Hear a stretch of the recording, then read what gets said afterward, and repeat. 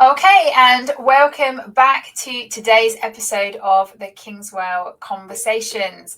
Conversations with heart that are shaping the future of foster care and adoption. And I am joined today for episode 4 with the fabulous Richard Kingswell, CEO of Extra Special Parents and FosterVA in Virginia.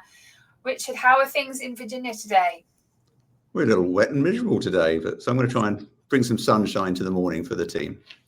Well, thank you very much. I appreciate bringing the sunshine in. At least we're quite nice and bright in our backgrounds today. So today, then, what we're going to be focusing on is one of the specialities that you have within Extra Special Parents and within the work that you do.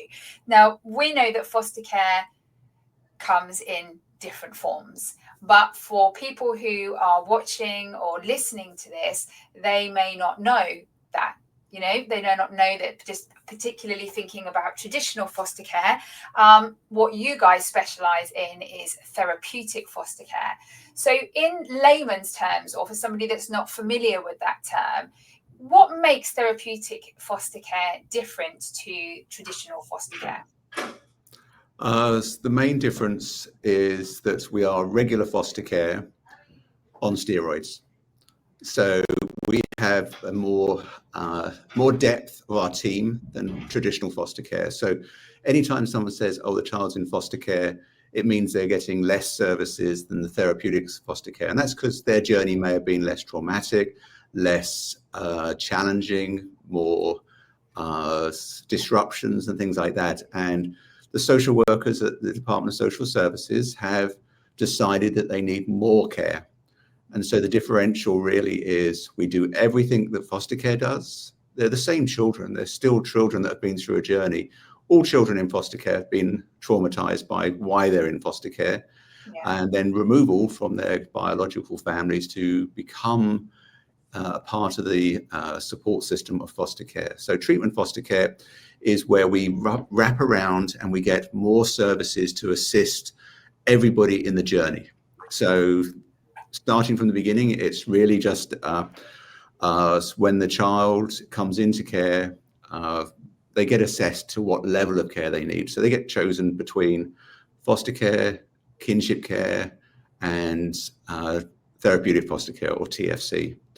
And that is a committee, a bunch of social workers and educators and community members coming together to work out what's best for the child. Then behind the scenes, there is agencies like Extra Special Parents and the FosterVA that are training foster parents. So Department of Social Services mainly looks after foster care, so where kids have been less traumatized and have less of therapeutic needs. So they leave it to the private sector in America to have the program to support them. So mostly TFC is done by the private sector. Okay. The training is probably the next part of the expectations that we have of the parents.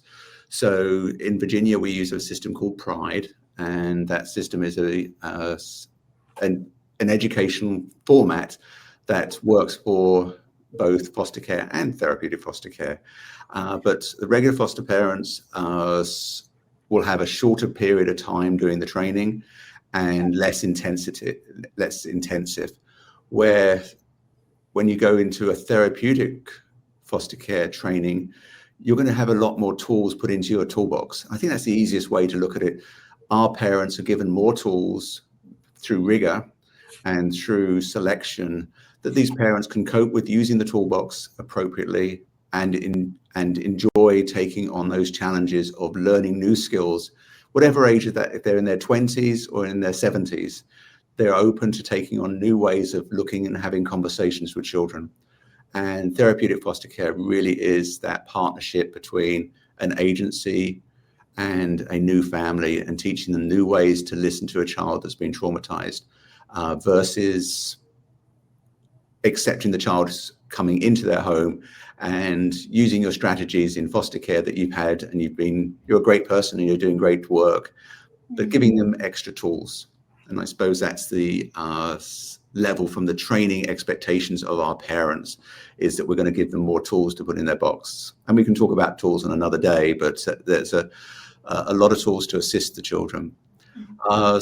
Then when a child goes into their home, the difference is level of support.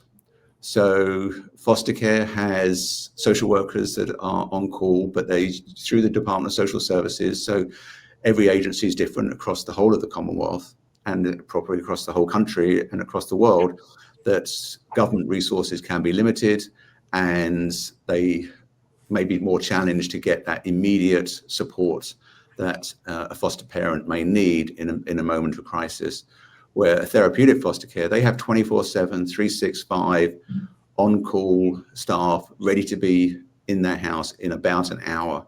And that's the goal at all times. So that level of support, if there is a crisis, first, of course, we use the telephones and talking and working through strategies with the clinical staff to try and assist the child in that crisis, because you don't need to dispower a parent by turning up with the cavalry coming through the door. You need to be able to have the parents learning the skills on the moment. And that is a very important part of that journey. So the responsiveness of that support, the treatment team, is so important. And also with a therapeutic, there is also the workers of outside therapists that we'll access. So master's degree therapists working with the children on the trauma, on their journey. So the parents don't have to take on that piece of the puzzle, and the TFC agencies will arrange and sort all that out and help get access to services. And that makes a huge difference. And then there's the treatment team that comes together for educational needs and everything else that the child needs, from dental, eyes, doctors, everything along that way, all in one team, all in one place, all at the end of one telephone number to try and help the child. A big collective of people around this family and this child or children that's correct. And then the next part, when the child comes to the home and is in the home, giving the child the support of a very structured home, teaching the parents that kids become safe when they're given the love, care, and structure of they know what's going to happen. They know food's going to turn up, and they know when it's going to turn up, and they know that they're going to be warm. All these things that they may have been missed out on in their journey of what brought them into foster care. And so that is a very, very big piece of trying to give the child and the parents the tools to be in a structured environment to assist in the journey, because the last thing the kids need is this unstable decision making. They want to know what's going to happen next, because they haven't had that, because they've been removed from home. They've come from a period of such instability that what they need now is very important. And then there is the financial side of foster care and therapeutic foster care. So all foster parents receive a stipend to support the child in their home.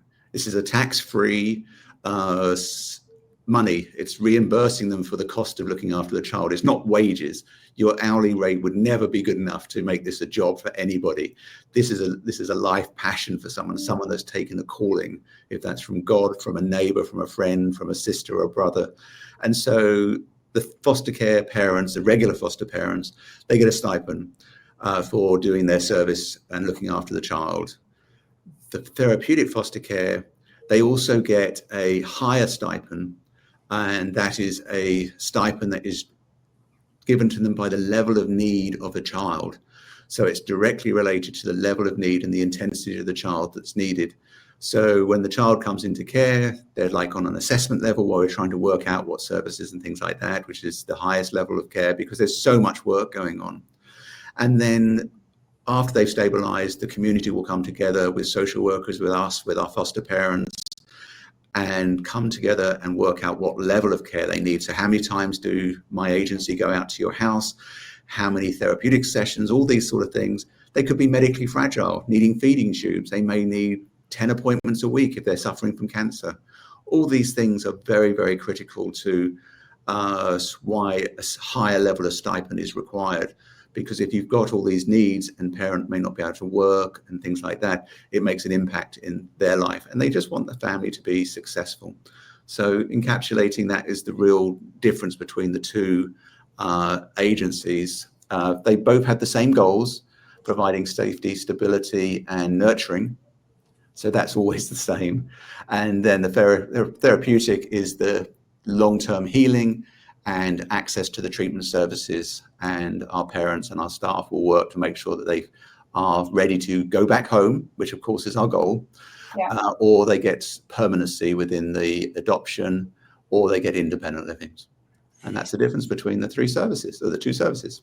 That's a great overview. And I've got a couple of questions, just that I know these ones come up sometimes, that I just want to throw in at you. So when we have a child that is in therapeutic foster care, are they traditionally just a single child, or could you have a sibling group also in a therapeutic foster care environment? That's a great question, Nikki. I think the easiest answer is they're children in our society.